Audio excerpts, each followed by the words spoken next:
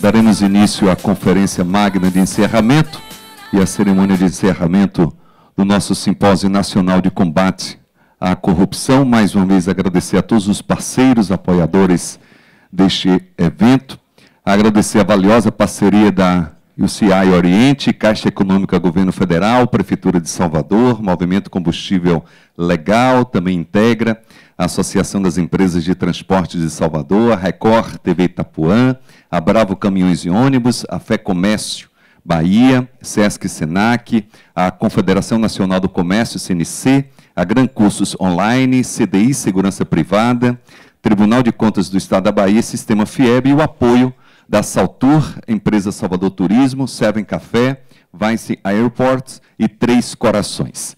Neste momento teremos a conferência magna de encerramento com a palestra Conquistas Democráticas e Combate à Corrupção.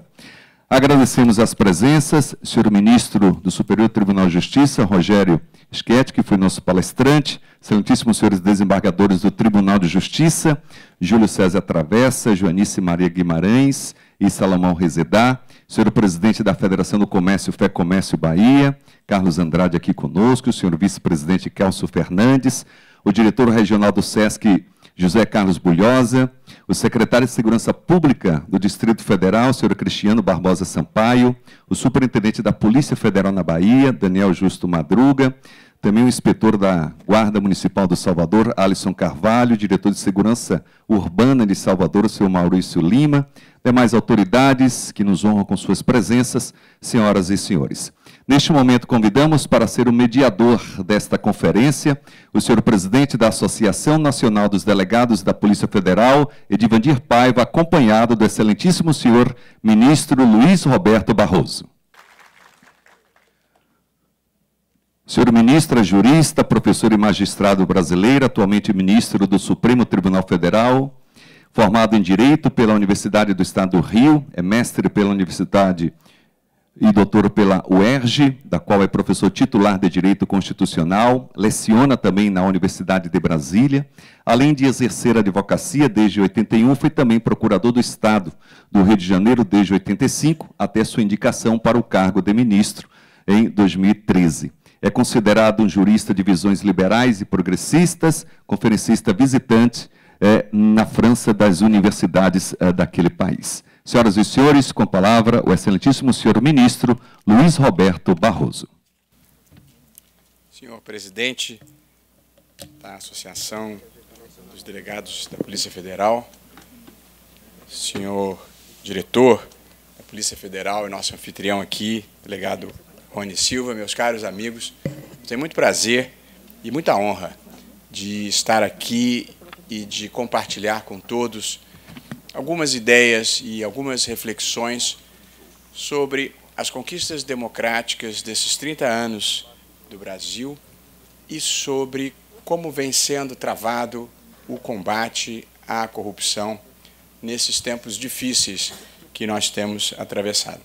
Portanto, eu vim aqui para uma conversa aberta e uma conversa franca com um grupo de pessoas que está ajudando a fazer a história acontecer no Brasil.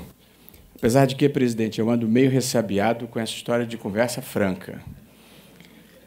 A mim me passou esses dias de ter ido a um evento em São Luís do Maranhão, era 28 anos de uma universidade, era um evento importante para a universidade, e entre o aeroporto e o hotel eu vi 3 grandes outdoors anunciando o aniversário da universidade, e tinha uma foto minha, enorme, nos outdoors, provavelmente retocada, eu suponho.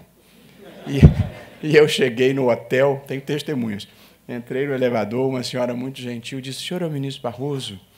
Eu vi o senhor nos outdoors. Eu disse: pois então. E ela me disse com dura franqueza: a gente fica melhor na foto, né, ministro? Eu já me recuperei, mas preciso dizer que franqueza hoje em dia anda me atemorizando um pouco. O Brasil vive, meus caros amigos, uma onda de negatividade, que é consequência desse momento difícil que nós temos atravessado. E a fotografia desse momento é, de fato, muito sombria. Mas eu tenho procurado enxergar um pouco além da fumaça e da espuma desse momento e enxergar um horizonte que me parece mais promissor do que o atual sentimento nacional de baixa autoestima deixa transparecer. Na verdade, eu tenho uma visão otimista, não tola, mas otimista do processo pelo qual o Brasil está passando. Eu verdadeiramente acho que nós estamos vivendo um momento de refundação. Nós estamos vivendo um país que se encontrou consigo próprio e está tentando mudar o seu destino e procurando elevar a ética pública e a ética privada. E sem essa transição, os países não conseguem romper o cerco do subdesenvolvimento. Portanto, nós precisamos operar com uma nova ética pública e com uma nova ética privada, e acho que esta é a percepção que hoje assinala a sociedade brasileira.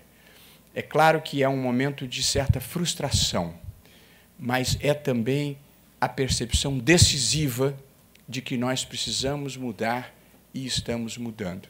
E, na verdade, a elevação da ética pública e da ética privada, tal como eu as imagino, é, na verdade, uma operação relativamente simples. Na ética pública é não desviar dinheiro e na ética privada é não querer passar os outros para trás. Essa é a grande revolução brasileira que eu acho que está em curso. A percepção de que nós nos encontramos aquém do que podemos e queremos ser. E a história não é um destino que se cumpre, é um caminho que se escolhe. E acho que nós estamos escolhendo o caminho certo. Eu dividi a minha apresentação em 3 partes. Na primeira parte, eu gostaria de celebrar e destacar algumas das importantes conquistas desses 30 anos de democracia.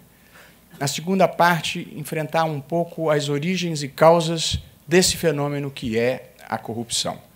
E, na terceira parte, debater um pouco como ela vem sendo enfrentada nos últimos anos no Brasil.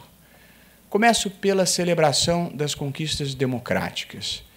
Em 30 anos de democracia, a Constituição brasileira completa 30 anos, no próximo dia 5 de outubro.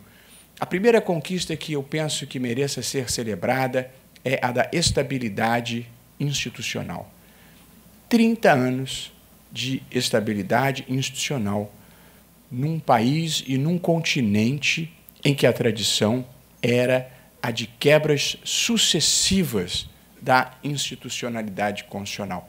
E não foram, como nós todos bem sabemos, tempos banais. Nesses 30 anos, houve a destituição de 2 presidentes da República eleitos pelo voto direto e houve escândalos dramáticos, como o Mensalão, como o Petrolão, como os anões do orçamento. E, mesmo assim, ninguém cogitou de uma solução que não fosse o respeito à legalidade constitucional. Só quem não soube a sombra é que não reconhece a luz. E apenas para lembrar, e puxando pela memória, usando os dedos das 2 mãos, os episódios em que se atentou contra a legalidade constitucional nos últimos 80 anos. Revolução de 30, Revolução Constitucionalista de 32, Intentona Comunista de 35, golpe do Estado Novo de 37, destituição de Getúlio Vargas em 45. Foram-se os dedos da mão esquerda. 2 tentativas de golpe contra Juscelino Kubitschek na segunda metade da década de 50. O veto à posse... O que é isso, minha gente? Tinha um lacre na porta, e o lacre ficou na minha mão.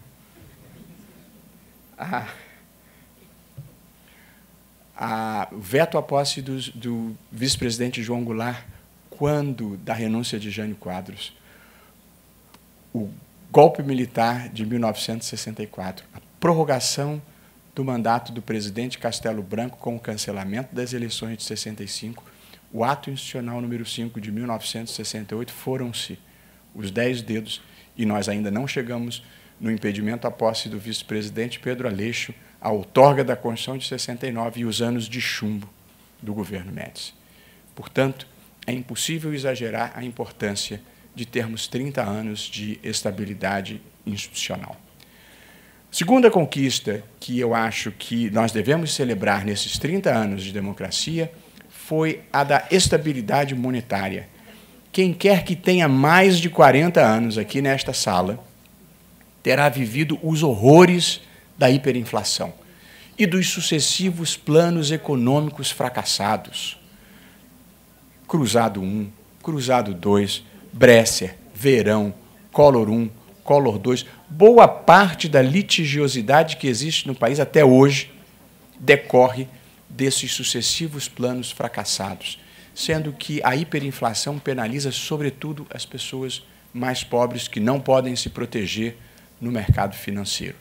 Até que, em meados da década de 90, com o Plano Real, nós conquistamos estabilidade monetária e é possível programar a vida um pouco ali para frente e, com a estabilidade monetária, veio a consciência da responsabilidade fiscal, porque se o país repetidamente gastar mais do que arrecada, ele vai gerar inflação e aumento de juros. E a terceira conquista, que eu acho que precisa ser celebrada nesses 30 anos da democracia brasileira, e eu estou pontuando isso para demonstrar que a fotografia é sombria, mas o filme é bom, nesses 30 anos, a terceira conquista foi uma significativa inclusão social. Entre 30 e 40 milhões de pessoas, para não discutir estatísticas, deixaram a linha da pobreza extrema. E, nos últimos anos, aumentou no Brasil a escolaridade. Não? Claro. Alô? Nos últimos 30 anos, aumentou a escolaridade e teve redução expressiva à mortalidade infantil e, novamente, elevação expressiva à expectativa de vida. O Brasil, nos últimos 30 anos, teve o maior percentual de crescimento do Índice de Desenvolvimento Humano de toda a América Latina e do Caribe. Eu sei que, nos últimos anos de recessão, houve uma regressão dessas expectativas, mas o saldo ainda é extremamente positivo.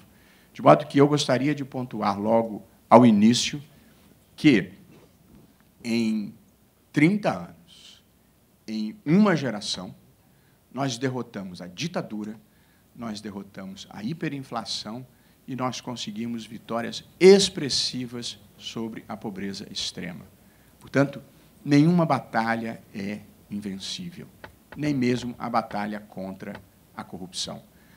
E gostaria de agregar, antes de terminar, este tópico, que é uma ênfase nos pontos positivos desses 30 anos, que nós também tivemos realizações muito importantes em matéria de direitos fundamentais.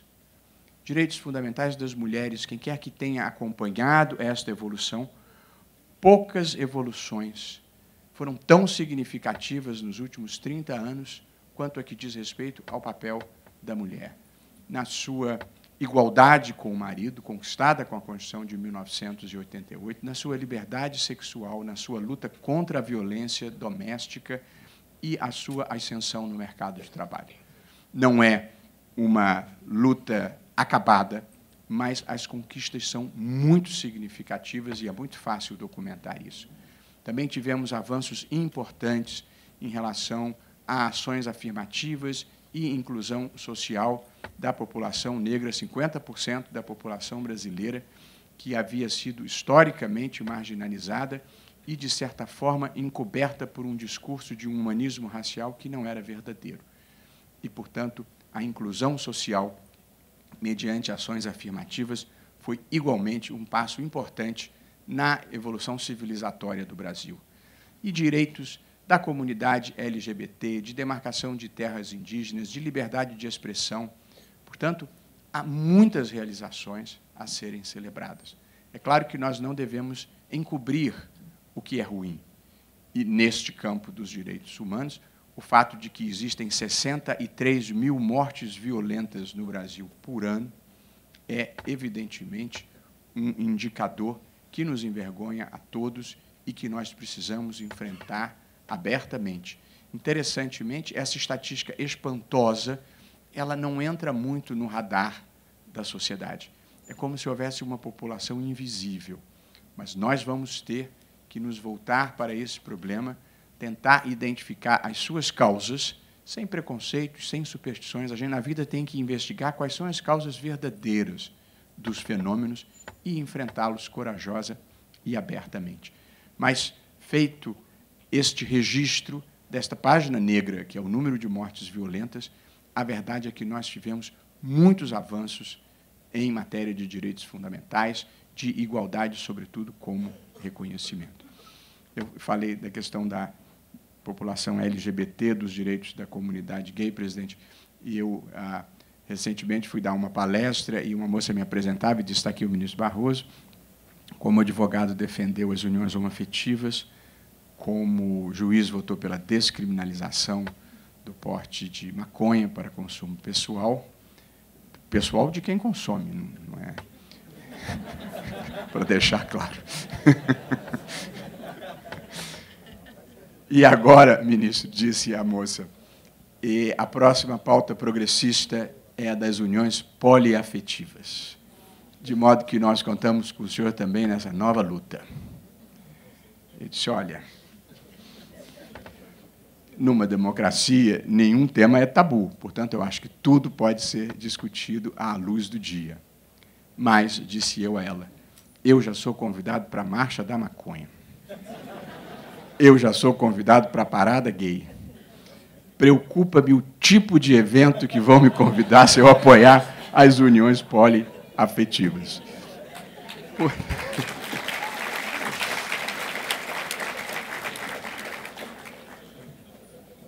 Esse era o capítulo inicial de coisas boas que eu acho que a gente, na vida, tem que relembrar, senão a gente vai ficando amargo. A gente tem que ter indignação para empurrar a história, mas tem que ter também paciência e comemorar as pequenas vitórias, que é para não ficar amargo. O segundo capítulo dessa nossa conversa, eu gostaria de dedicar às origens e causas da corrupção, já que este é um simpósio para debater o tema da corrupção. Eu acho que existem três causas remotas da corrupção no Brasil, três disfunções atávicas que nós não conseguimos superar inteiramente ainda, apesar dos esforços de muitas gerações. A primeira dessas disfunções é conhecida como o patrimonialismo, e que já foi amplamente estudada pela sociologia, pelas ciências sociais, de uma maneira geral. Esta dificuldade que até hoje nós temos no Brasil de separação adequada entre a esfera pública e a esfera privada. É, de certa forma, uma herança colonial da colonização ibérica, em que a fazenda do rei não era separada adequadamente da fazenda do reino, de modo que o rei arrecadava, como se fosse uma atuação pública, rendas para proveito próprio. E as pessoas que eram enviadas para o Brasil para exercerem o poder e desbravarem o país também eram sócios privados dos lucros que se obtinham na colônia. E, portanto, nós crescemos numa cultura em que a separação entre o público e o privado não foi feita adequadamente. E, por largo tempo, simbolizou esta má separação entre o público e o privado o slogan aplicável a muitos políticos do rouba, mas faz. A segunda disfunção, eu diria, atávica, que, de certa forma, incrementa os índices de corrupção, é o que eu chamaria oficialismo. É uma permanente dependência do Estado para quase tudo. De fantasias de carnaval a empresas de telefonia, todo mundo busca financiamento público. E há um certo condicionamento a esta onipresença do Estado na vida brasileira. E quando o Estado se torna muito grande e muito poderoso, a verdade é que ele transaciona com esse poder. E, portanto, nós estamos precisando no Brasil de mais sociedade civil, de mais livre iniciativa e de menos Estado. É o Estado grande demais, é o Estado poderoso demais que dá favores ou perseguições, e isso, em última análise, faz mal às relações sociais. E a terceira e última disfunção atávica é uma certa cultura da desigualdade. Nós ainda não desenvolvemos, sim, no oficialismo, e esse poder do Estado, ele se traduz na máxima: aos amigos tudo, aos inimigos a lei. E a terceira disfunção é a da cultura da desigualdade. Nós ainda somos uma sociedade extremamente estratificada, um pouco como uma herança escravagista ou uma herança aristocrática, em que muitos têm a percepção de que existem melhores e piores, superiores e inferiores, e que a lei não é para todos, e, na verdade, esta cultura da desigualdade se manifesta na crença de que, como não há direitos para todos, cada um vai atrás do seu próprio privilégio. Portanto, eu identificaria esses três traços da formação nacional que nós precisamos enfrentar, que são o patrimonialismo, o oficialismo e a cultura da desigualdade, como origens remotas desse fenômeno que é a corrupção, que tem, todavia, causas imediatas que eu gostaria de destacar aqui, e também assinalando três delas. A primeira delas é esse Estado superdimensionado a que me referi. Consequência do oficialismo é um Estado superdimensionado. A segunda causa, que me parece muito evidente do atual quadro de corrupção no Brasil, é o sistema político brasileiro, e aqui gostaria de abrir um parágrafo sobre isso. Eu devo dizer que eu estudo o sistema político brasileiro há mais de uma década, escrevi uma proposta de reforma política e tenho procurado debater isso e incluir esse tema na agenda brasileira, porque aí identifico um dos piores focos de problemas no Brasil. O sistema político brasileiro é uma usina de problemas. De modo que eu vou falar brevemente, mas insistentemente, neste assunto. Eu me lembro, presidente, de uma história, sempre que eu falo de reforma política, que teria acontecido com o poeta Carlos Drummond de Andrade, que, no Rio de Janeiro, entrou num sebo, e lá ele encontrou um livro dele, com uma dedicatória para um amigo, que ainda estava vivo. Ele tomou-se de uma indignação profunda, comprou o livro e mandou para o amigo e escreveu: para fulano de tal, insistentemente. Portanto, eu insistentemente gostaria de lembrar que há problemas dramáticos do sistema político brasileiro. O que mais se conecta com a questão da corrupção diz respeito ao custo das eleições. Se nós não baratearmos o custo das eleições, nós não vamos conseguir superar a situação dramática de corrupção que existe subjacente ao financiamento eleitoral. E é muito simples demonstrar onde está o problema. Uma eleição para a Câmara dos Deputados custa, num estado médio da federação, cerca de 5 milhões de reais. Além disso, afastar qualquer cidadão comum da possibilidade de ingressar na política, o que já é um mal em si, a verdade é que, em 4 anos de mandato, o máximo que o parlamentar pode arrecadar líquido, respeitando os tetos, é R$ 1.100.000. Portanto, o custo da campanha é muitas vezes maior do que tudo aquilo que se pode arrecadar no exercício do mandato. E, portanto, a diferença entre uma coisa e outra precisa ser buscada em algum lugar. Aí está, a meu ver, a primeira e mais evidente causa de corrupção associada ao financiamento eleitoral, que é uma questão aritmética. Se custa mais do que se arrecada, é preciso ir buscar o dinheiro em algum lugar. E esses lugares, geralmente, não são os lugares ideais. Portanto, o sistema político é, a meu ver, uma das causas diretas do fenômeno da corrupção. Quem tiver olhos de ver o que aconteceu no Brasil nos últimos anos, não terá dificuldade de fazer essa constatação. E a terceira causa direta da corrupção, a meu ver, é a impunidade. As elites brasileiras criaram um sistema punitivo que, no geral, as deixa imunes de serem alcançadas por esse sistema. Eu estou folheando essas páginas aqui, mas como eu não consigo enxergar, está escuro aqui, é mais um cacuete.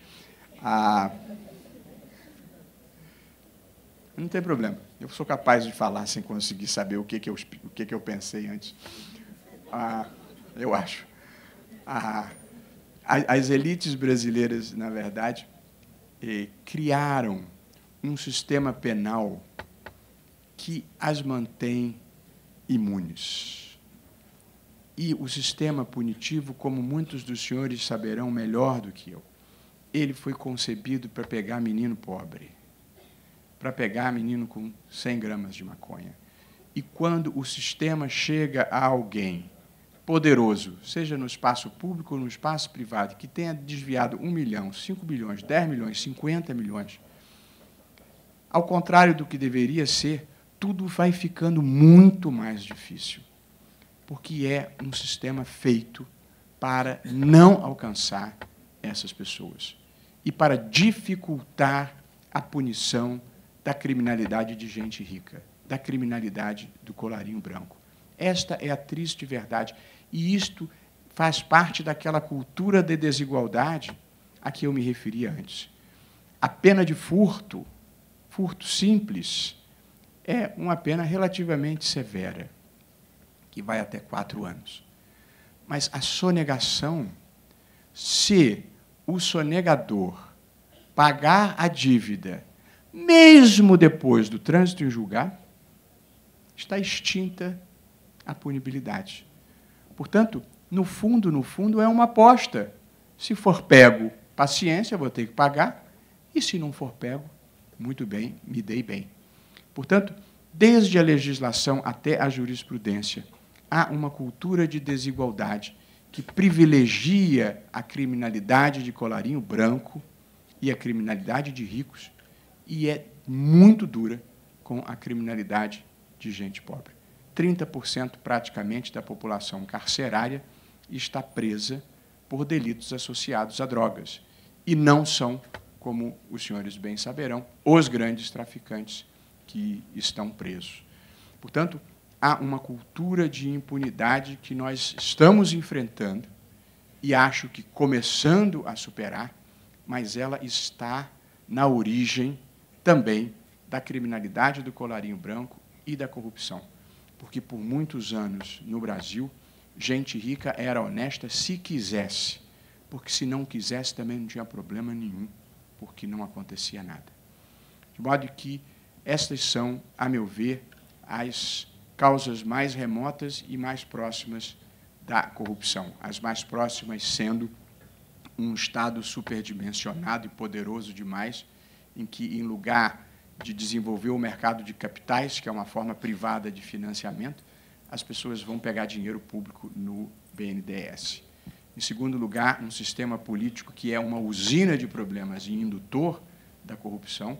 E, em terceiro lugar, uma impunidade que campeou por muito tempo e que agora, finalmente, nós estamos começando, aos poucos, a sermos capazes de enfrentar. As consequências da corrupção são fáceis de se identificar.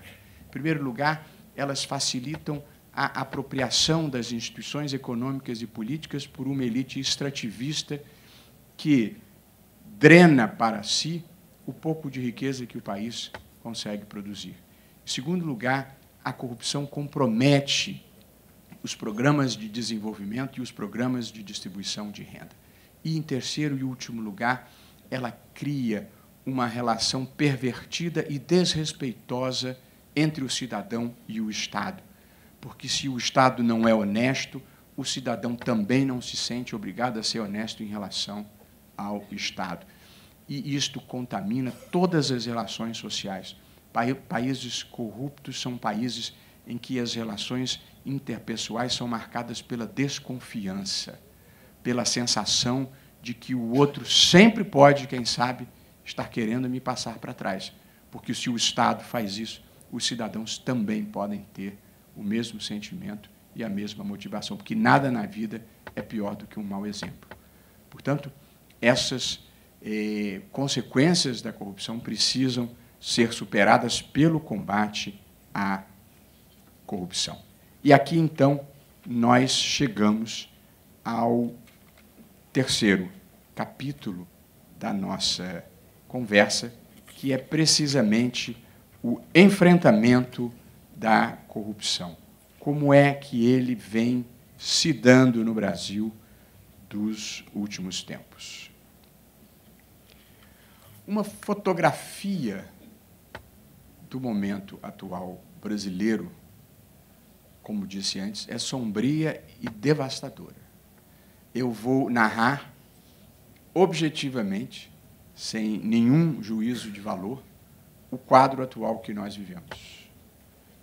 O presidente da República foi denunciado por 2 vezes perante o Supremo Tribunal Federal, embora a Câmara dos Deputados não tenha permitido a continuidade da investigação. Mas existem 2 outros inquéritos pendentes. Eu não estou fazendo nenhum juízo de valor, eu estou só narrando. Um ex-presidente da República foi condenado em primeiro e segundo grau, igualmente por corrupção passiva. Um outro ex-presidente da República foi denunciado perante o Supremo por corrupção passiva. Um senador que foi candidato a presidente da República e quase vitorioso também foi denunciado perante o Supremo Tribunal Federal por corrupção passiva. 2 ex-presidentes da Câmara dos Deputados estão condenados e cumprindo pena.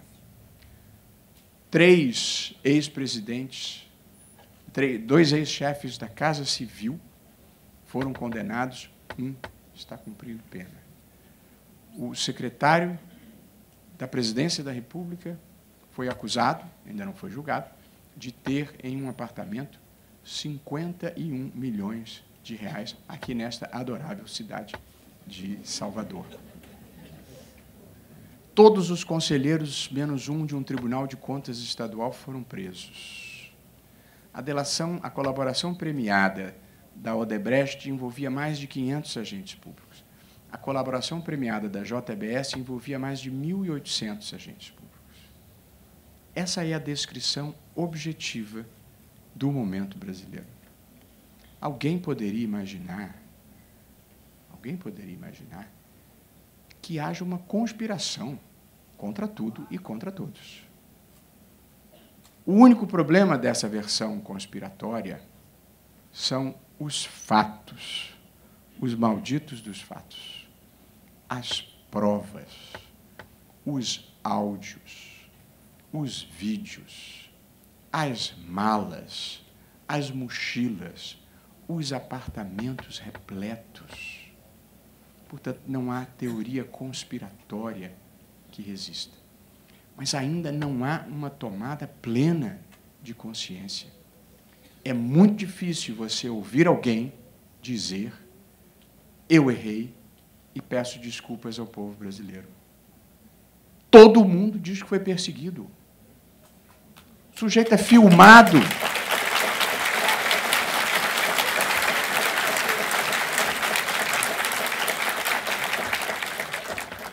O sujeito é filmado pedindo dinheiro. Gravado indicando quem vai receber o dinheiro. A entrega do dinheiro é filmada. A lavagem do dinheiro é documentada. E na entrevista você diz: eu estou sendo miseravelmente perseguido pela polícia, pelo Ministério Público, pelo juiz, por quem quer que seja.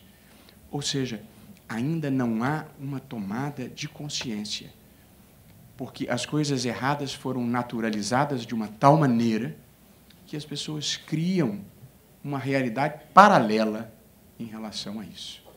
Esta é uma das muitas dificuldades de nós mudarmos esse quadro atual. A naturalização das coisas erradas gera uma espécie de auto-engano. São mitômanos, eles acreditam que não fizeram nada errado. Pois, seguindo viagem, este quadro começa a se alterar no Brasil, porque há muitos movimentos de reação a ele, a começar pela reação da sociedade brasileira, que deixou de aceitar o inaceitável. Talvez essa tenha sido a grande mudança já ocorrida. Uma sociedade que passou a expressar, e tenho certeza que os senhores percebem isso por onde vão, uma imensa demanda por integridade, por idealismo, por patriotismo. Essa é a marca do momento atual brasileiro. E por isso que eu acho que é uma marca positiva. As pessoas querem mais, as pessoas querem um país melhor e maior. E é esta demanda da sociedade por integridade, é esta mobilização da sociedade que constitui a energia que muda paradigmas e empurra a história. Portanto, há uma mudança ocorrendo no Brasil. A sociedade já não aceita mais o inaceitável. E, como consequência, as instituições começam a mudar. A iniciativa privada já mudou. Há um business novo no Brasil, há um novo setor de atividades no Brasil chamado compliance. E, portanto, departamentos de compliance, profissionais de compliance, especialistas em compliance. A situação era tão ruim que nem havia uma palavra em português para identificar o que é ser honesto, íntegro e cumprir a legislação. Mas há um business novo, há uma mudança paulatina na cultura. Portanto, a sociedade já mudou, a iniciativa privada está mudando, o judiciário está mudando lentamente e a política ainda não mudou, mas vai mudar. E esta mudança da sociedade empurrou as instituições. E as instituições passaram a atender essas demandas. Eu acho que o marco emblemático foi o julgamento do Mensalão. Eu acho que ali, pela primeira vez, há muitas circunstâncias envolvendo o Mensalão, mas ali, pela primeira vez, rompeu-se, eu penso, este pacto de tolerância com as coisas erradas. E, pela primeira vez, réus foram condenados por crimes que normalmente não geravam punição, que envolviam corrupção ativa, corrupção passiva, peculato, lavagem de dinheiro, gestão fraudulenta de instituições financeiras. E depois veio a Lava Jato, que ampliou e aprofundou esta reação das instituições em relação à tolerância com a corrupção. E acho que, nesses 3 anos e meio, quase 4 anos de Lava Jato, o país mudou. Eu bem sei que a nova onda agora é atacar a Lava Jato e tentar desacreditar a Lava Jato. Eu penso que ela simbolizou policiais federais, procuradores e juízes que ajudaram a revelar o Brasil para si mesmo. E muita gente mesmo, gostaria de quebrar o espelho por não gostar da imagem. Mas não adianta nada.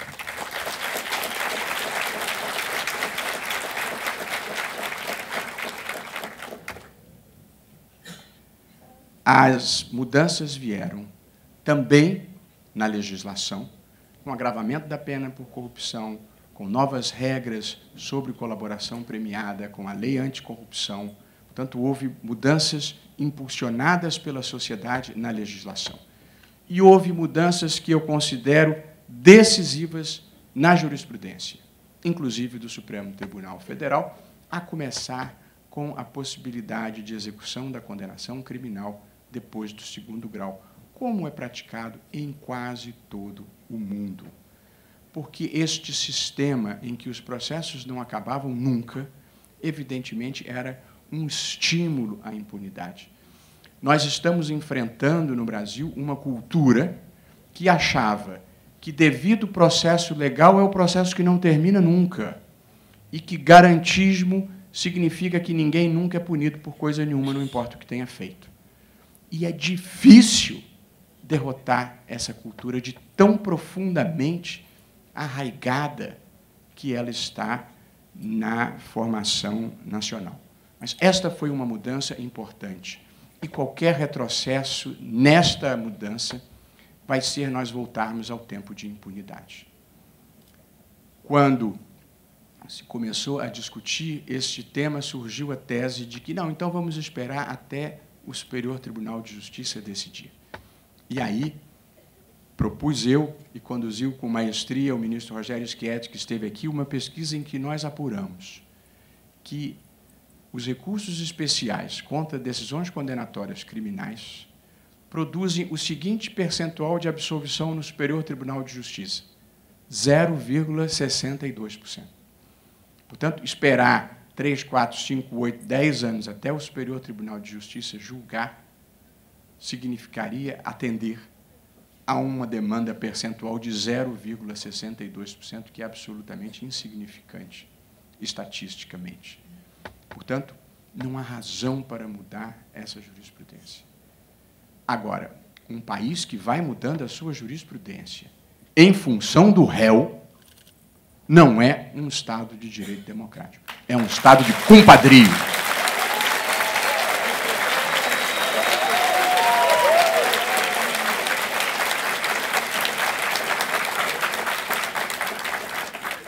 Duas outras mudanças importantes. A questão do financiamento por campanha de eleitoral por empresas, que também foi uma decisão do Supremo, que eu acho que merece uma explicitação. Mas acho que foi importante no enfrentamento da corrupção. Se empresa pode ou não pode participar do financiamento eleitoral, é uma decisão política que quem tem que tomar é o Congresso. Eu preciso dizer que eu nem tenho simpatia. Eu acho que quem tem que financiar a política é a cidadania.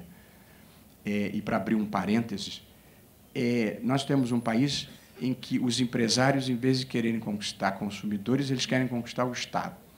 Os sindicatos, em vez de tentar conquistar os trabalhadores, eles querem conquistar o Estado. E os políticos, em vez de conquistar os eleitores, eles querem conquistar o Estado. Todo mundo quer cofres públicos para financiar tudo. A gente tem que ir buscar empatia com quem a gente pretende representar. E, portanto, os sindicatos têm que ter empatia com os trabalhadores, os empresários têm que ter empatia com os seus consumidores, e a política tem que ter empatia com os cidadãos, e não ir buscar dinheiro em empresas. Mas essa é uma questão política. Porém, o modelo que vigorava no Brasil era tão indecente e tão imoral que violava diversos princípios constitucionais. Porque uma empresa podia tomar dinheiro emprestado no BNDES e financiar o candidato da sua preferência. Portanto, usava dinheiro público para financiar um interesse privado. Se alguém acha que isso é razoável, temos noções diferentes do que seja razoável.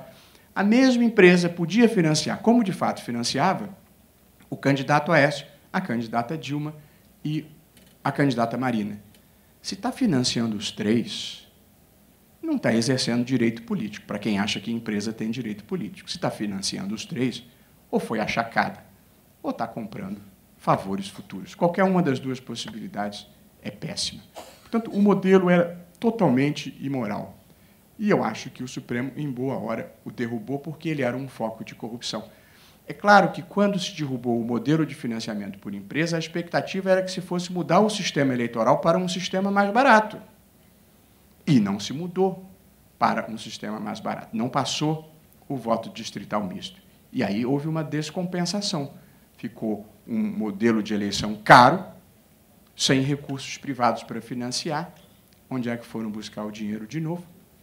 Nos cofres públicos, na melhor tradição brasileira. E alguém diz, não, mas é porque esse modelo estimula o crime organizado. Eu não sei exatamente como eu chamaria o modelo anterior.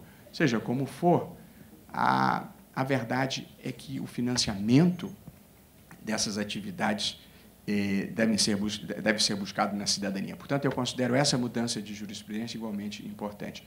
E, por fim, e mais recentemente, a mudança de restrição do foro privilegiado, que não só desafoga o Supremo, retira dele uma competência que não desempenhava bem, como, de certa forma, vai revelar, de uma maneira muito cristalina, como funciona mal o sistema penal punitivo brasileiro a partir de um certo nível que começa para o andar de cima. E, portanto, eu acho que nós vamos ter que fazer uma reflexão crítica severa sobre as disfunções do sistema punitivo brasileiro. A verdade é que essas mudanças na sociedade, na legislação e na jurisprudência, que permitiram alguns avanços importantes nessa área, motivaram, todavia, uma imensa reação. Porque a corrupção no Brasil, como eu a vejo, ela é produto de um pacto oligárquico que foi celebrado entre parte da classe política, parte da classe empresarial e parte da burocracia estatal para saque do Estado brasileiro. Foi isso o que aconteceu. A corrupção não foi um conjunto de ações individuais ou pequenas fraquezas humanas. Foi um processo sistêmico, endêmico e estrutural de desvio de dinheiros públicos e que envolveu partidos políticos, agentes públicos, agentes privados, empresas estatais, membros do Executivo. É impossível não sentir vergonha pelo que aconteceu no Brasil, pela extensão e profundidade. Mas acho, por outro lado, que nós devemos ter orgulho, porque creio que nenhum país do mundo teve a coragem de enfrentar as suas dificuldades, abrir as suas entranhas e tentar derrotar os seus demônios, como nós estamos procurando fazer nesse momento, agora, no Brasil. A reação é imensa.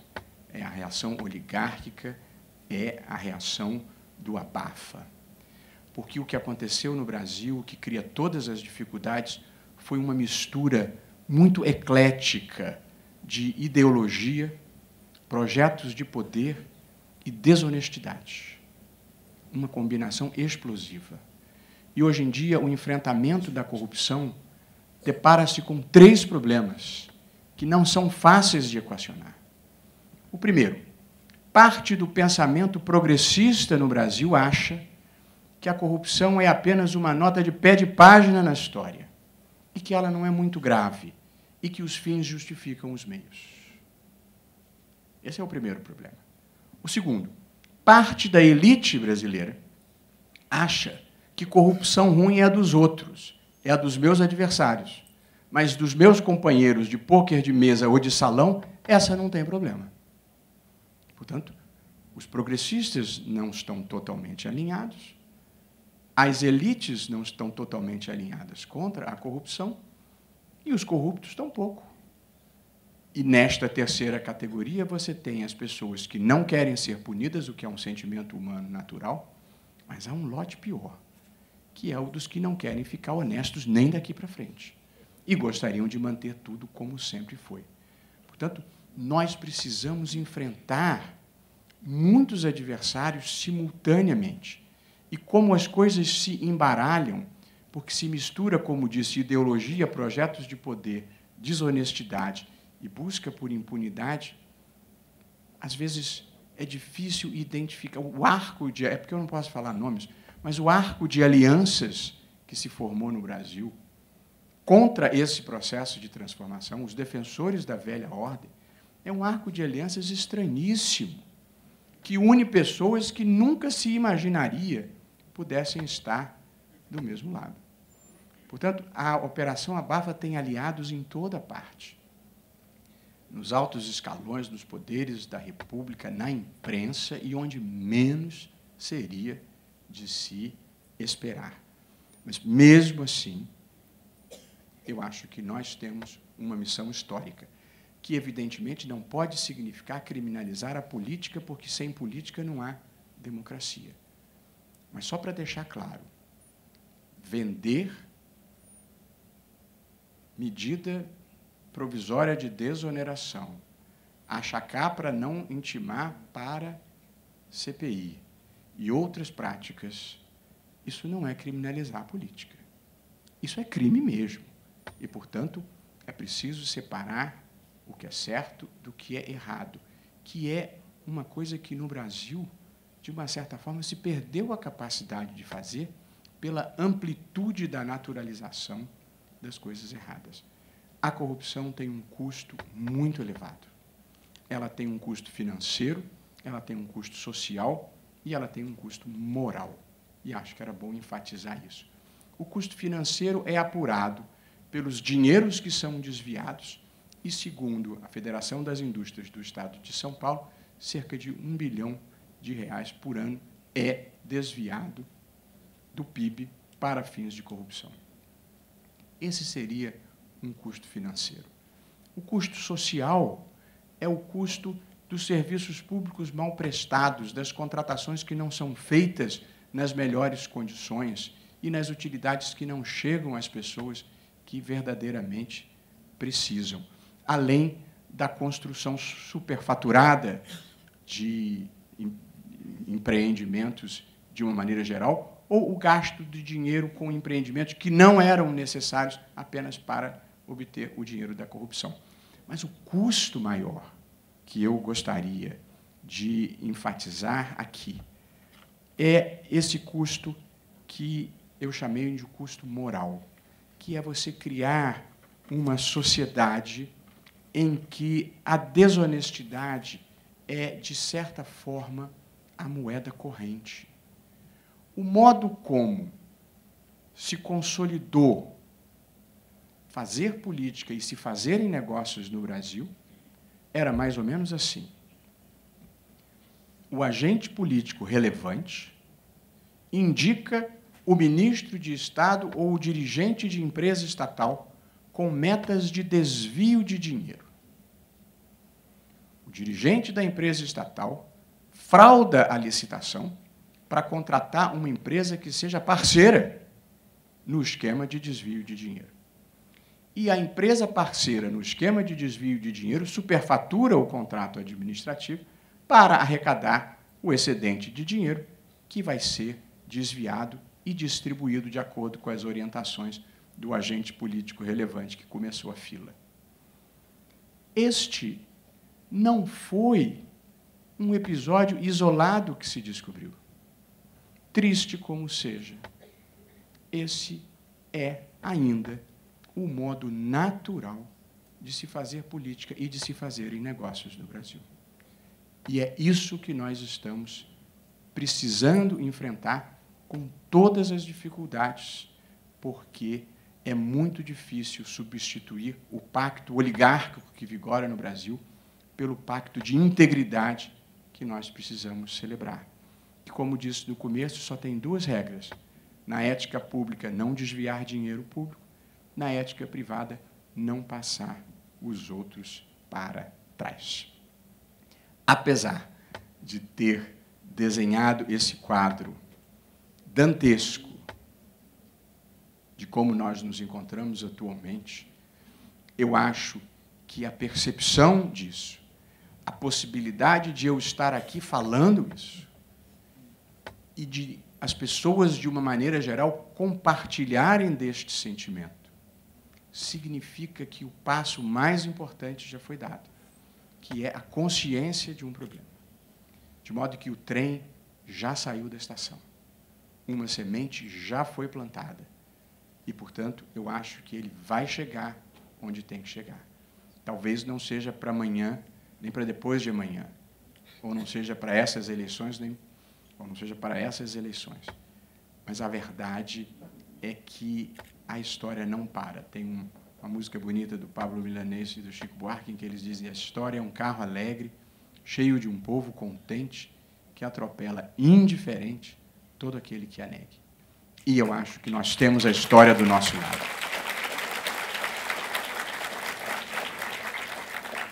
E nem preciso dizer que tudo isso deve ser feito. E tem sido feito. Com respeito à Constituição, com respeito às leis, com respeito ao direito de defesa, com respeito ao contraditório, mas superando aquela cultura que ainda existe e é defendida com unhas e dentes de que devido processo legal é o que não acaba e que garantismo é processo que não leva a coisa alguma. Essa cultura nós temos que derrotar. O direito penal deve ser moderado, mas deve ser sério e deve ser igualitário. Portanto, esta acusação de punitivismo, geralmente, quando o sujeito não tem um argumento, ele fala, nem na ditadura, até o advogado de um prefeito que foi preso com atraso, mas nunca é tarde demais, disse, nem na ditadura. Claro, na ditadura podia. É na democracia que nós queremos construir que não pode mais desviar dinheiro para o bolso, desviar dinheiro público em proveito próprio. Nem é tão difícil assim. Mas é preciso criar um país em que os jovens possam ter a sensação de que ser honesto vale a pena. E não um país em que o que se valoriza é a esperteza, é aqueles que conseguem se apropriar do espaço público ou passar os outros para trás. Acho que este é o pacto de integridade que nós precisamos fazer. E apenas antes de concluir, para dizer que o combate à corrupção é muito importante, e acho que no Brasil hoje é decisivo, porque acho que esta corrupção generalizada contaminou todas as relações sociais. Mas ninguém acha que o combate à corrupção possa ser a única agenda de um país. Nós temos muitas coisas que fazer.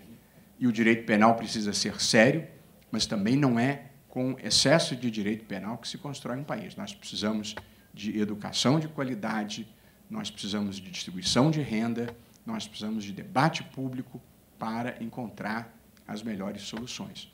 Portanto, nem imaginar que o direito penal possa ser o coração do sistema, nem imaginar que o combate à corrupção possa ser a única luta a ser combatida. Mas, a despeito disso, ela é muito importante, porque a corrupção contaminou os espaços da educação de qualidade e da distribuição de renda. E, portanto, este é o novo pacto de integridade que nós precisamos fazer. De modo que, apesar de tudo, eu sigo otimista e não compartilho a visão pessimista da vida. Um vencedor do Prêmio Nobel que disse que o otimismo não funciona. Nada documenta que ele faça as coisas ficarem melhores. Mas o pessimismo funciona. Ele faz as coisas ficarem piores. Meu querido amigo Carlos Aires gosta de contar uma história. Eu já contei isso? O sujeito que foi ao médico e o médico disse que ele tinha uma notícia ruim e uma pior para dar para ele. Não contei isso, não? Eu estou falando em tanto lugar que estou ficando completamente desarticulado. O cérebro, às vezes, desarticula da boca. O Carlos Aires gosta de contar uma história. O sujeito foi ao médico e o médico disse para ele, eu tenho uma notícia ruim para ele dar. Tem uma ruim e tem outra pior. E aí diz, bom, me dá a ruim primeiro. E o médico diz, você só tem 24 horas de vida. Bom, o que pode ser pior que isso? Estou para te falar desde ontem.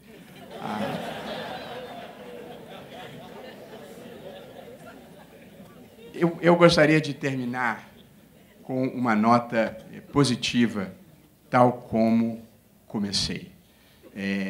Em primeiro lugar, saudando a corporação e os policiais federais de uma maneira geral, e os delegados aqui presentes, eu acho que a Polícia Federal hoje, junto com o Ministério Público e parte da magistratura, ocupa um espaço muito importante no imaginário social.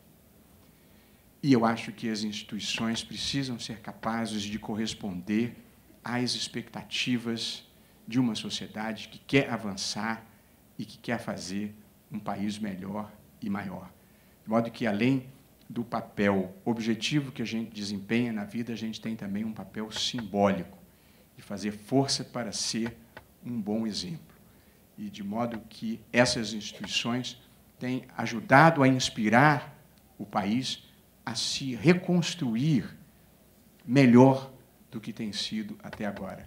um país mais inclusivo, com instituições econômicas e políticas inclusivas, o que significa empurrar para a margem da história uma elite extrativista.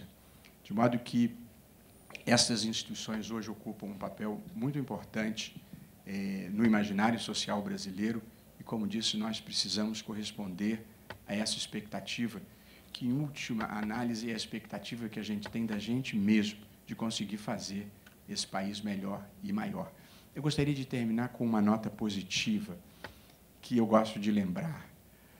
É que, apesar da desarrumação dessa hora, nós percorremos um longo caminho, não apenas por aquelas conquistas democráticas desses 30 anos que eu narrei no começo, mas, se nós prestarmos atenção, o Brasil só começou verdadeiramente em 1808, com a vinda da família real portuguesa para Salvador e depois para o Rio de Janeiro, fugindo de uma Europa à mercê de Napoleão.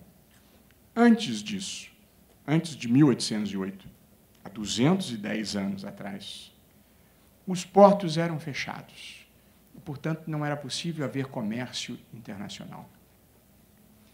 Era proibida a existência de manufaturas na colônia. Tudo tinha que ser importado. Era proibida a existência de estradas. Podia construir estradas para os escravos não fugirem. 1/3 da população era de escravos. Não havia dinheiro, as trocas eram feitas por escambo. E não havia escolas. 98% da população era analfabeta. Há 210 anos. Essa era a infraestrutura do Brasil. Agora, olhando para a superestrutura, nós não éramos herdeiros, e não somos herdeiros, da tradição anglo-saxã, que desde 1215 tinha a Magna Carta da Inglaterra. Nós somos herdeiros, queridos como são nossos irmãos portugueses, do último país da Europa que acabou com a Inquisição, do último país da Europa que acabou com o tráfico negreiro, do último país da Europa que acabou com o absolutismo. E herdeiros daquela infraestrutura e desta superestrutura, e tendo começado há 210 anos, o Brasil é hoje uma das maiores democracias de massas do mundo e é a 8ª maior economia do mundo. O Brasil foi o maior sucesso do século XX. E, portanto, a fotografia é devastadora, é sombria.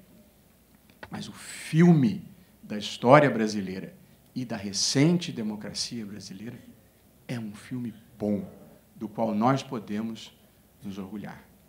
Portanto, neste momento em que tanta gente parece estar fazendo a coisa errada, a única coisa que não nos absolve é passarmos a fazer o errado também, porque os outros estão fazendo. De modo que, nos bons e maus momentos, eu me consolo com um slogan pessoal e com ele encerro essa primeira parte da nossa conversa, que é dizendo: não importa o que esteja acontecendo à sua volta, faça o melhor papel que puder. Muito obrigado.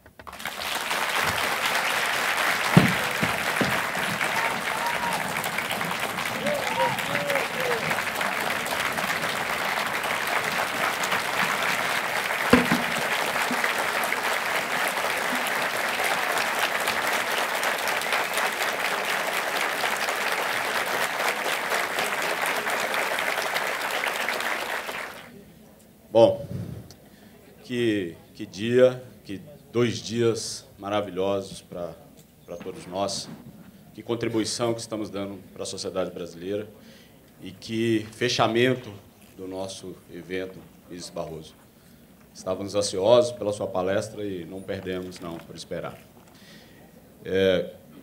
Muitas perguntas aqui, né? E pegando um gancho na franqueza, no comentário sobre a franqueza que o senhor fez no início, a franqueza realmente inclusive, é até mal vista hoje em dia.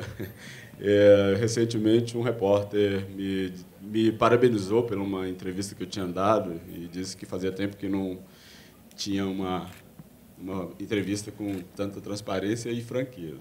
Aí eu passei 2 noites sem dormir até sair a matéria, porque eu falei, eu devo ter falado bobagem. E, então, eu anotei, fiz algumas anotações antes de começar as perguntas, e no primeiro bloco, o senhor falou de conquistas dos 30 anos da Constituição Federal. E falou da estabilidade institucional, que, de verdade, na história, 30 anos é realmente um período inédito da nossa história.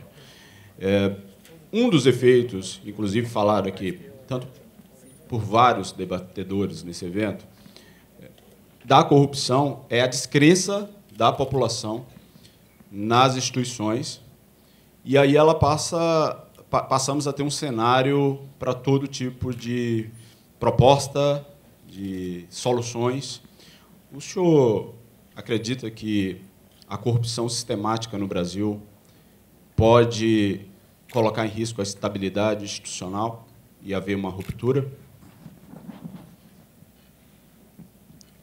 Olha, eu infelizmente acho que a corrupção ela percorre uma linha contínua que ela vem de muito tempo. E, portanto, há uma certa relação de descrença com as instituições, sim, está associada à corrupção, mas não é um fenômeno presente. Acho que é um fenômeno que vem de longe.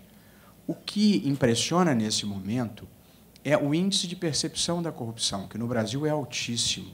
Nós passamos de 60, na Transparência Internacional faz uma medição, atualmente nós passamos de 69 para 76, agora somos em 96º. O índice de percepção de corrupção aumentou. E, embora isso possa parecer grave, talvez seja um sinal positivo de que as pessoas se deram conta e estão reagindo. Eu acho que a corrupção faz mal à democracia, mas as ditaduras não combatem a corrupção com mais eficiência. O golpe militar de 64, um dos seus motes era acabar com a corrupção. Não acabou. Eu acho que é mais fácil enfrentá-la à luz do dia, com imprensa livre, com pessoas podendo conversar abertamente como nós estamos conversando aqui. De modo que eu acho que nós temos que recuperar a crença nas instituições, preservando as regras do jogo democrático, e não sou assombrado com riscos não democráticos no Brasil. Acho que nós já percorremos os ciclos do atraso. Ótimo, obrigado. Em outro ponto da sua brilhante palestra, o senhor falou que uma das 3 causas imediatas da corrupção é a impunidade, que o sistema foi criado para pegar menino pobre. E, paralelamente, até na nossa vida profissional, no nosso histórico profissional, a gente acompanhou jurisprudências com restrições ao algemamento, operação cancelada, anulada por ter iniciado com uma denúncia anônima, recentemente a proibição da condução coercitiva, e agora, para a semana passada, a decisão de colaboração premiada sobre provas vindas diretamente do colaborador. A tese do STF não é nem essa diretamente, mas a sociedade ficou um pouco preocupada de se iria vingar uma jurisprudência que proibisse, não considerasse uma prova definitiva trazida pelo colaborador apenas por ter sido trazida pelo colaborador. Então, historicamente, essas decisões, elas não acabam contribuindo para esse sistema criado para pegar menino pobre? Veja, a área penal, a área punitiva, em que atua a polícia, o Ministério Público e os juízes criminais, é uma área em relação à qual o direito tem que prestar muita atenção, porque ela é uma área em que o risco de abuso está sempre presente e a gente deve ter consciência disso no desempenho do nosso papel.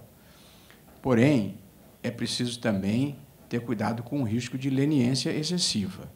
E, portanto, eu acho que, sem entrar em muitos detalhes, alguns desses movimentos, eu acho que não foram movimentos de proteção de direitos fundamentais, mas sim movimentos ligados ao que eu chamaria de operação abafa.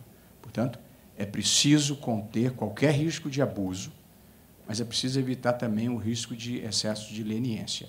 As duas coisas, historicamente, estiveram presentes no Brasil, e a gente tem que ter o cuidado de trafegar o caminho do meio nesta matéria.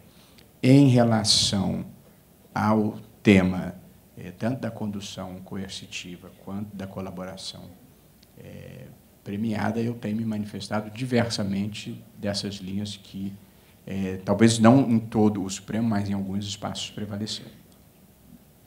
Obrigado. Vou iniciar aqui as perguntas da plateia. Muitas perguntas, mais de 50 perguntas, obviamente nós iremos fazer algumas, dado o tempo necessário. Ministro, ao interpretar a Constituição Federal e as leis de forma restritiva no tocante ao impedimento da Polícia Federal investigar de ofício crimes eleitorais, esse fato não blindaria a usina de corrupção no sistema político?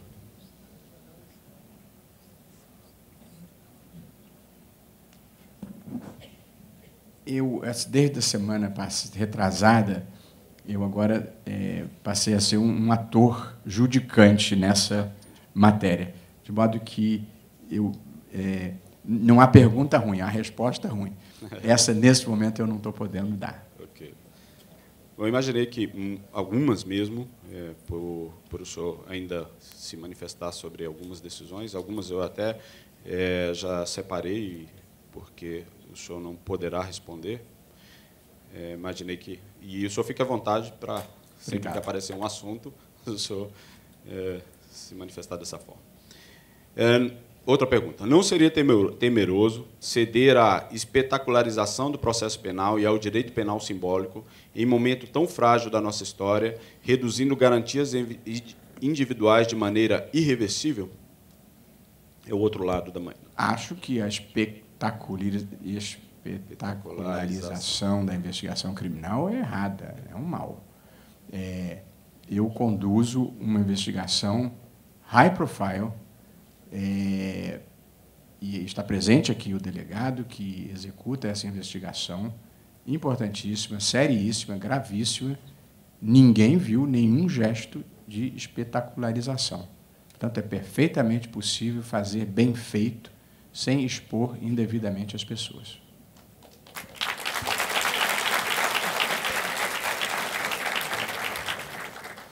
Essa era uma pergunta inevitável numa plenária com 200 delegados da Polícia Federal.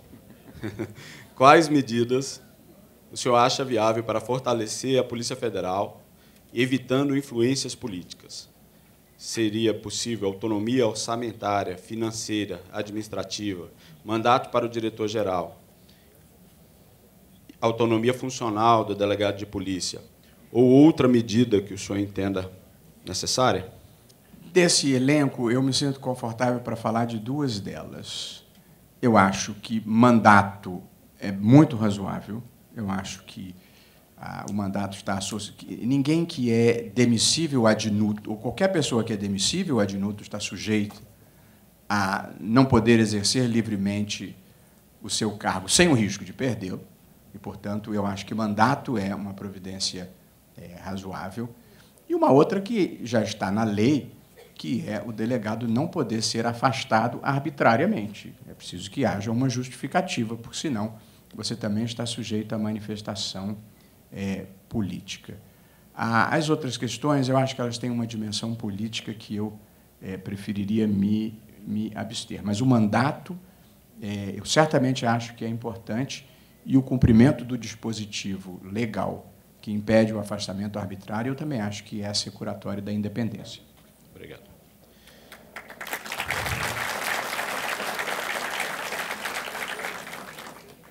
Ministro, no dia de ontem, esse foi um assunto recorrente no dia de ontem e é um debate recorrente no mundo jurídico, que é o chamado ativismo do judiciário, que, segundo uma tese, estaria legislando em substituição ao Congresso Nacional. Então, duas perguntas aqui pedem que se o senhor concorda com esse posicionamento. O ativismo judicial é um termo que perdeu um pouco o sentido. Ele passou a ser um pouco como neoliberalismo, assim, neoliberal. Todo mundo que não gosta usa esse rótulo e você já não sabe mais exatamente qual é o conteúdo. Eu aqui gostaria de fazer uma organização doutrinária simples. As cortes constitucionais no mundo, Supremas Cortes e Cortes Constitucionais, elas têm duas missões prioritárias. A primeira é proteger os direitos fundamentais, inclusive das minorias. E a segunda é assegurar o cumprimento das regras do jogo democrático. Esses são os dois grandes papéis de uma Suprema Corte. Há, no entanto, um terceiro papel que a Constituição brasileira potencializou, que é o papel de a Suprema Corte funcionar como tribunal constitucional, perdão, como tribunal criminal de primeiro grau. Isso que as pessoas estão chamando de judicialização ou de ativismo não tem nada a ver com ativismo. Ativismo significa, em sentido técnico, você interpretar a Constituição de uma maneira mais expansiva para fazer com que ela chegue, os seus princípios, a situações que não foram expressamente previstas, nem pelo Constituinte, nem pelo legislador. Quando é que é ilegítimo e quando é que é legítima esta atuação mais expansiva, como eu vejo? Numa democracia, as decisões políticas devem ser tomadas como regra geral por quem tem voto. Portanto, decisões político-administrativas, decisões econômicas, estas, em relação a elas, o judiciário deve ser autocontido, deferente e intervir o mínimo indispensável e somente quando for inequívoca a violação da Constituição. As situações em que o judiciário pode e deve ser mais proativo ou, eventualmente, ativista, no sentido não negativo, é para a proteção dos direitos fundamentais. Portanto, a decisão que assegurou às uniões homoafetivas o mesmo regime jurídico das uniões convencionais, esta foi uma decisão, aspas, ativista, fecho aspas, no bom sentido. Protegeu direitos fundamentais de uma minoria. E acho que é muito importante. A decisão do Supremo, que durante a tramitação do impeachment da presidente Dilma Rousseff disse: as regras do impeachment é uma coisa muito séria numa democracia e, portanto, ele não pode ser conduzido erraticamente por um presidente da Câmara que vai mudando as regras do jogo. Tem regra, e as regras são essas aqui, que são as mesmas que valeram para o impeachment do presidente Collor. Também acho que o Supremo fez muito bem. Portanto, para proteger a democracia e para assegurar direitos fundamentais, as Cortes Constitucionais podem e, muitas vezes, devem ter uma atuação mais expansiva. Em tudo o mais, elas devem ser autocontidas e respeitar as decisões políticas dos poderes eletivos. Porém, no Brasil, existe esta competência criminal que o Supremo desempenha. Tanto uma competência criminal do foro por prerrogativa de função, quanto este absurdo que é o sistema de habeas corpus no Brasil, em que toda condenação criminal pode, em algum momento, chegar ao Supremo por habeas corpus. Isso é um absurdo, é um equívoco institucional. Só deveria chegar por habeas corpus ao Supremo questões que envolvessem, violação de norma constitucional, diferente da liberdade de ir e vir, porque essa está sempre em questão no habeas corpus. Segundo, se houver desrespeito à jurisprudência do Supremo. E terceiro, se for um caso, como nós chamamos de teratológico, se for uma coisa tão manifestamente absurda que você acha que tem que intervir. Fora isso, a Suprema Corte não é para julgar habeas corpus. É ruim para o tribunal, é mau desenho institucional. O problema é que as pessoas não gostam de abrir mão de poder, mesmo que seja para desempenhar mal. E, então, como tudo pode chegar ao Supremo, você acaba trazendo para o colo do Supremo todas as questões que mobilizam a sociedade brasileira. É ruim. O que muita gente chama de ativismo é esta atuação criminal do Supremo. Mas aí não é ativismo, é aplicar a lei penal a pessoas que cometeram fatos delituosos. Só que o foro por prerrogativa e a competência criminal do Supremo ela é péssima, porque quando o Supremo a exerce mal, e frequentemente exerce, cria um desgaste com a sociedade. E, quando exerce bem, cria uma tensão com o Congresso Nacional. Portanto, não há como você sair bem desta competência. Simplesmente não deveria existir. A competência por prerrogativa deveria ser, como é em todo mundo, mínima. Meia dúzia de autoridades, o presidente da República, o vice-presidente da República e mais um ou dois. Portanto, eu, por interpretação, tentei restringir, mas acho que, por emenda, nós deveríamos praticamente eliminar o foro por prerrogativa. O que as pessoas se queixam de ativismo e esta superexposição do Supremo se deve a uma competência que ele não deveria ter, que é a de ser um tribunal criminal de primeiro grau para julgar autoridades encrencadas.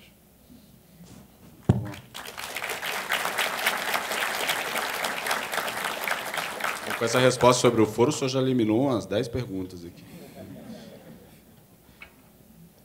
Ainda dentro desse tema, eu vou aproveitar e pegar um gancho. Um dos problemas apontados pela crítica, pela doutrina, é que o STF tem uma quantidade de processos imensa para responder, né, para atuar. E em outros locais do mundo, a Suprema Corte trabalha com poucos processos anuais. Como a gente está falando de 30 anos da Constituição Democrática, o senhor considera um erro do Constituinte de 1988 o sistema de apreciação do STF? Acho que um pouco erro de desenho institucional e mais erro do próprio Supremo, que não consegue selecionar de uma maneira adequada, realista e eficiente os processos que vai julgar. Eu, por acaso, hoje de manhã, estive em Belo Horizonte, no Congresso de Direito Processual, e discuti este assunto. Eu defendo que o Supremo, a principal carga de trabalho do Supremo são recursos extraordinários, quase 90%. A regra que eu acho que deveria viger, presidente, é o Supremo não pode admitir mais recursos extraordinários, portanto, não pode dar mais repercussões gerais, do que seja capaz de decidir em um ano. Portanto, o número de recursos que o Supremo deveria admitir deveria corresponder à sua capacidade de julgar ao longo de um ano. Por quê? Com a sistemática que vigora para a repercussão geral, quando o Supremo reconhece repercussão geral, que significa dizer, eu vou julgar esse recurso extraordinário em plenário, todos os processos que cuidam daquela matéria ficam sobrestados. O Supremo, inadvertidamente, deu mais de 300 repercussões gerais. Eu queria me absorver, porque eu não estava lá, não. Quando eu cheguei, já tinha mais de 300. Mas eu, fora do Supremo, criticava isso. Deu mais de 300. Considerando a média que o Supremo julga por ano, isso significa que vai levar entre 8 e 10 anos para julgar todos. Jurisdição que você presta em 8 ou 10 anos é negativa de justiça. Portanto, a regra básica que o Supremo tem que adotar é não dar mais repercussão geral do que possa julgar em um ano. E a minha proposta é, como tem um estoque, a gente só pode dar 40 repercussões gerais por ano. 20 no primeiro semestre e 20 no segundo semestre. As 20 que foram selecionadas em junho, no momento que você seleciona, você marca a data de julgamento. Portanto, o que for selecionado em junho começará a ser julgado a partir de fevereiro, salta um semestre. De modo que a repercussão geral número 1, dada em junho, vai ser julgada na primeira sessão de fevereiro, quarta-feira, primeiro da pauta. Fevereiro, porque é a volta do recesso. A repercussão geral 2, concedida em junho, vai ser o primeiro processo da pauta da segunda quarta-feira de fevereiro. A repercussão geral 3 vai ser o primeiro processo da terceira. Com isso, você seleciona apenas o que pode julgar ao longo do semestre seguinte e já marca a data do julgamento. O que, dentre outros problemas, acaba com a necessidade de pedido de vista. Você tem 6 meses entre a seleção do caso e a data do julgamento. Se não conseguir se preparar para o caso em 6 meses, provavelmente é um caso de vadiagem. Então, a solução recai naquilo que eu falei no começo. A sociedade brasileira vai ter que se conformar com a ideia de que processos terminam no segundo grau de jurisdição. e, portanto, tudo que não tenha sido selecionado para ser julgado em repercussão geral, ou seja, quase tudo, transita em julgado, porque já teve 2 graus de jurisdição. Não estou sendo original nem criativo, é assim em todo o mundo civilizado. Portanto, é preciso acabar com esta voracidade. Mas, de novo, há uma cultura no Brasil de que competência é poder. Então, quanto mais processo, mais poder eu tenho, mais gente que vem me pedir coisa. Agora, poder para exercer mal é uma maldição, não é uma bênção. Portanto, eu acho que a gente tem que julgar menos para julgar melhor. Este, certamente, é um caso em que menos é mais. De modo que o grande problema do Supremo é o volume de processos e a sua incapacidade de tomar a decisão corajosa que tem que tomar, de dizer que eu só posso julgar isso por ano e o resto transita em julgado.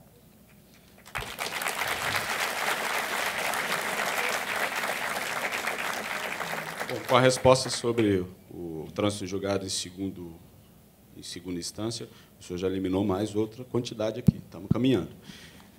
O tempo está acabando. Vou fazer a última pergunta. Eu queria insistir nisso. A questão... É claro que existem algumas pessoas que, por interpretação constitucional ou qualquer outra convicção, acham que não pode executar depois do 2º grau, e eu tenho um profundo respeito por essas pessoas. Mas, no geral, a defesa dessa tese é um compromisso com a impunidade, é um compromisso com o processo que não termina. É a reedição da cultura tradicional brasileira de impedir que qualquer pessoa do andar de cima tenha que responder penalmente. Portanto, há um componente ideológico aí, que é a de procurar assegurar imunidade ao andar de cima. Esta é, com respeito às convicções diferentes, mas esta é a verdadeira causa subjacente à defesa dessa tese. De novo, quem é que pode achar bom um processo que leva 15, 20, 30 anos e que transformou a advocacia criminal numa corrida procrastinatória para chegar à prescrição? Quem é que pode defender esse modelo em sã consciência?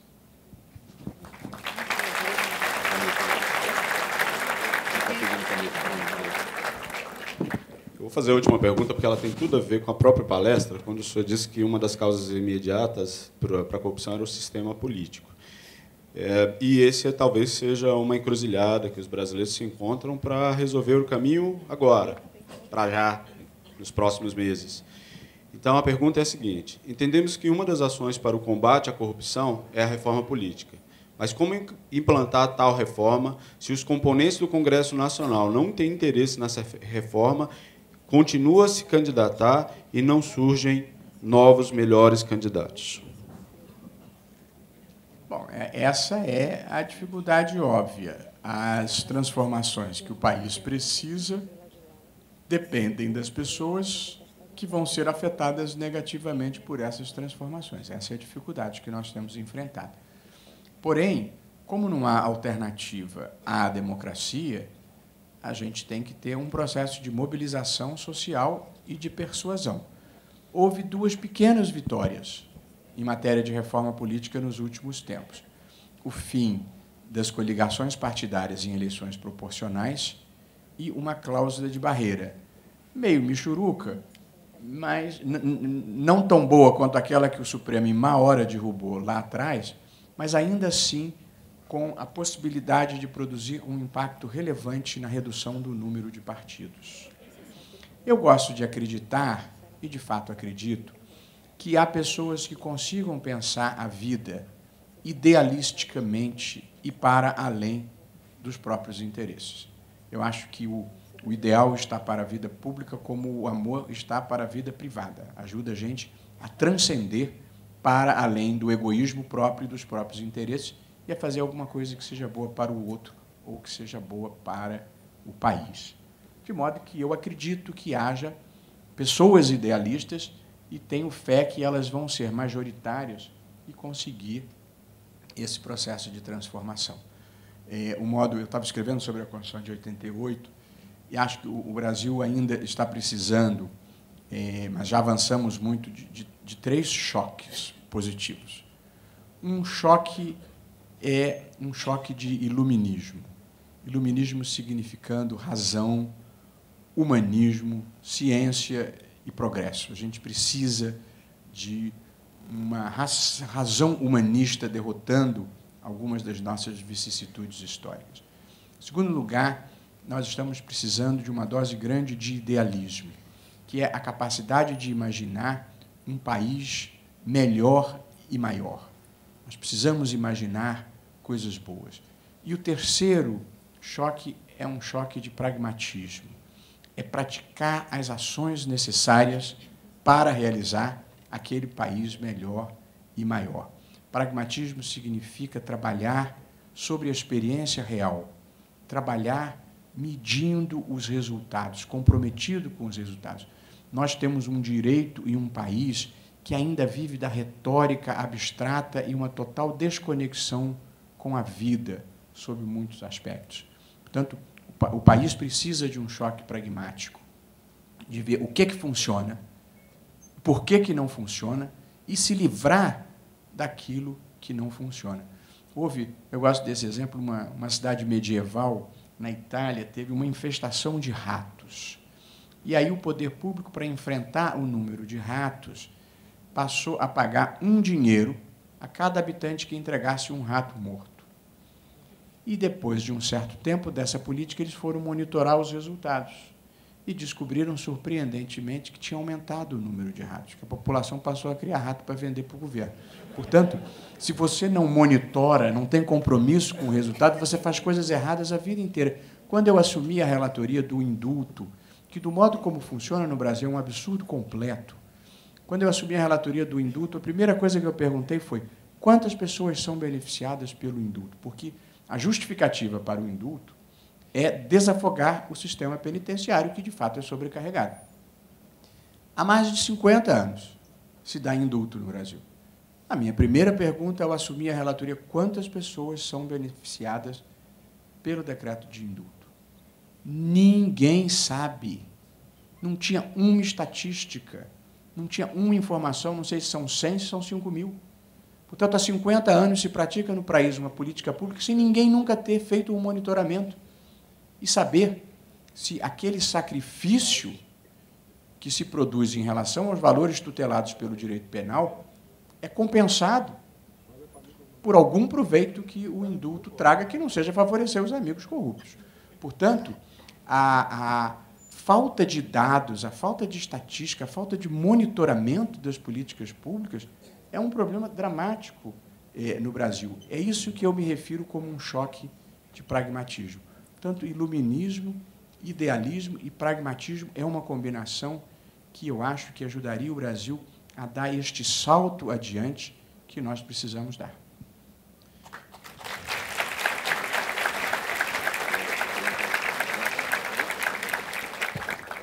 Obrigado, ministro Barroso. Foram momentos maravilhosos que trouxeram uma qualidade que eu considero fundamental para quem diz o direito, que é a clareza. Se pode discordar de posições, se pode concordar em muitas delas, mas só é possível fazer isso quando há clareza no posicionamento, e o senhor prima por isso. Muito obrigado pela palestra, pelas palavras, pelos ensinamentos que foram dados aqui nas últimas 2 horas. Eu passo agora a... Vou fazer uma homenagem aqui, ainda com o senhor na mesa, de que esse evento nós começamos a idealizá-lo há 1 ano. E ele já vem sendo feito há 2 anos, mas esse ano a gente queria fazer algo especial, pelos 30 anos da Constituição Cidadã e pelo momento que o país passa, trazer cientificidade para esse debate, trazer pessoas que conhecem profundamente o direito para esse debate. E ele só teria sido possível, é óbvio que, como presidente da DPF, eu fiz tudo que estava ao meu alcance para que ele ocorresse. E hoje saio daqui extremamente satisfeito, embora os primeiros dias da semana tivessem alguma tensão pela presença de pessoas tão importantes aqui, segurança e tudo, mas saio daqui muito feliz, talvez um dos momentos mais importantes da Associação Nacional dos Delegados de Polícia Federal, nós estamos presenciando aqui. Então, mas não seria possível se não fosse um colega que é apaixonado pela Polícia Federal, é apaixonado pela defesa das teses dos delegados de Polícia Federal, que combativo, amigo, leal, probo. Então, eu queria uma salva de palmas para o delegado de Polícia Federal, Rony José Silva.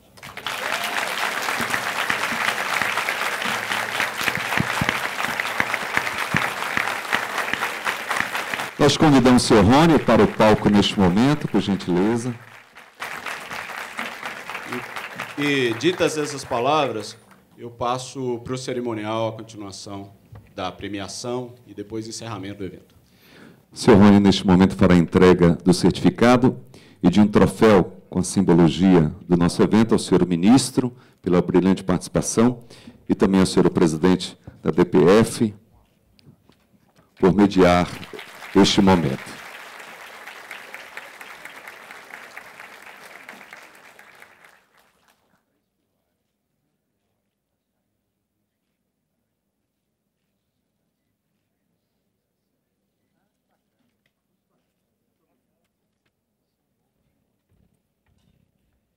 Acabei de receber uma mensagem do Dr. Sérgio Moro pelo WhatsApp, e eu gostaria de compartilhar essa mensagem com os senhores, com o Dr. Barroso, no qual ele disse que se sentiu extremamente agradecido e confortável nessa plenária e pediu que eu transferisse essa mensagem para vocês, que foi um momento prazeroso para ele estar aqui em Salvador. Dr. Barroso, espero que tenha sido um momento prazeroso para o senhor. E o que eu pude ver aqui nesse palco foi transparência, foi clareza, foi elegância e foi a palavra direta. Isso tudo se transforma no brilhantismo que o senhor deu a esse evento. E, em nome da Associação dos Delegados de Polícia Federal, como organizador desse evento, e na presença de jornalistas como o Dr. Rubens Valente, da Folha de São Paulo, de Leonardo Cavalcante, do Correio Brasiliense, de Fábio Serapião, do Estado de São Paulo, Leandro Mazzini, da Coluna Esplanada, Juliano Basile, do Valor Econômico, Mariana Oliveira, do Consultor Jurídico, Mauro Tagliaferri, da Rede TV, Basília Rodrigues, da Rádio CBN, dos profissionais da Rede Record, que é parceira desse evento, e de outros profissionais aqui locais, que todas as redes aqui estão acompanhando esse evento. Eu gostaria de dizer que o Brasil precisava ouvir o senhor hoje, precisava da palavra de todos os palestrantes.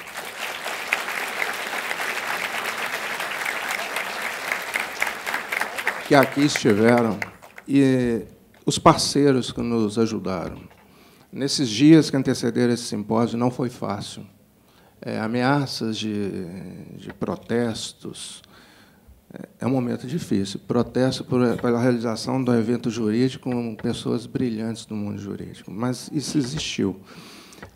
Mas foram firmes. E aqui eu tenho a presença do Dr. Aquiles Mônaco, que é o nosso anfitrião aqui nesse cinema, que bateu firme e garantiu a realização desse evento aqui. E ele merece essas palmas. Gostaria também de agradecer empresários que participaram, porque a associação é uma associação sem fins lucrativos. Então, nós não teríamos condições de fazer um evento desse se não fossem as parcerias. E todas essas pessoas que acreditaram no combate à corrupção. Por 3 anos, nós chegamos nesse evento, neste patamar que aqui se encontra. Então, em nome de todas essas pessoas, eu gostaria de agradecer ao senhor. E gostaria de, apertando a sua mão, agradecer toda a sociedade jurídica do Brasil. Muito obrigado.